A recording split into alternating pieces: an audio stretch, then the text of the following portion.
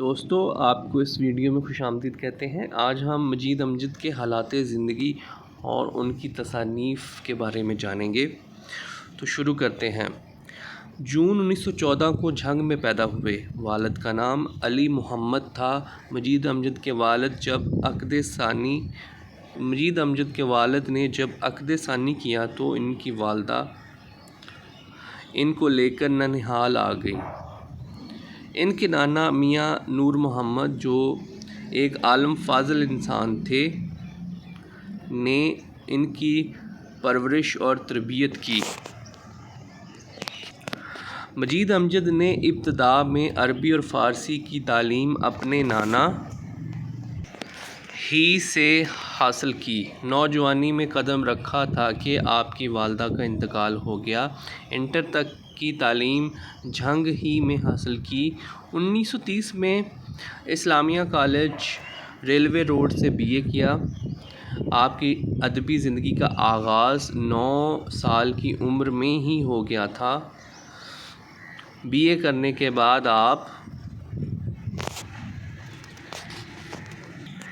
جھنگ واپس آ گئے تو ایک نیم سرکاری ہفت روزہ اخبار عروج میں مدیر رہے۔ 1939 تک اسی ادارے سے وابستہ رہے۔ اس کے بعد برطانوی سامراج کے خلاف عروج کے صفحہ اول پر آپ کی نظم کیسریت شائع ہوئی، جس کے نتیجے میں اخبار چھوڑنا ان کی سزا ٹھہرائی گئی۔ 1944 کو انسپکٹر سول سپلائر مقرر ہوئے۔ ترقی پا کر اسسٹنٹ فوڈ کنٹرولر بنے۔ ملازمت کا زیادہ عرصہ منٹ گمری موجودہ ساہیوال میں گزرا، جہاں سے وہ 29 جون 1972 کو ریٹائر ہوئے۔ بعد میں بڑی تنگ دستی سے گزر اوقات کرنے لگے۔ ان کے بعض دوستوں کے توجہ دلانے پر حکومت پاکستان نے مارچ 1923 میں ان کے لیے 500 روپے ماہانہ ادبی وظیفہ مقرر کیا۔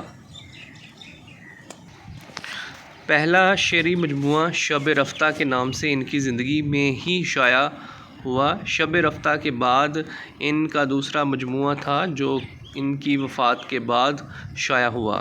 اس کے بعد تاج سعید نے لوح و دل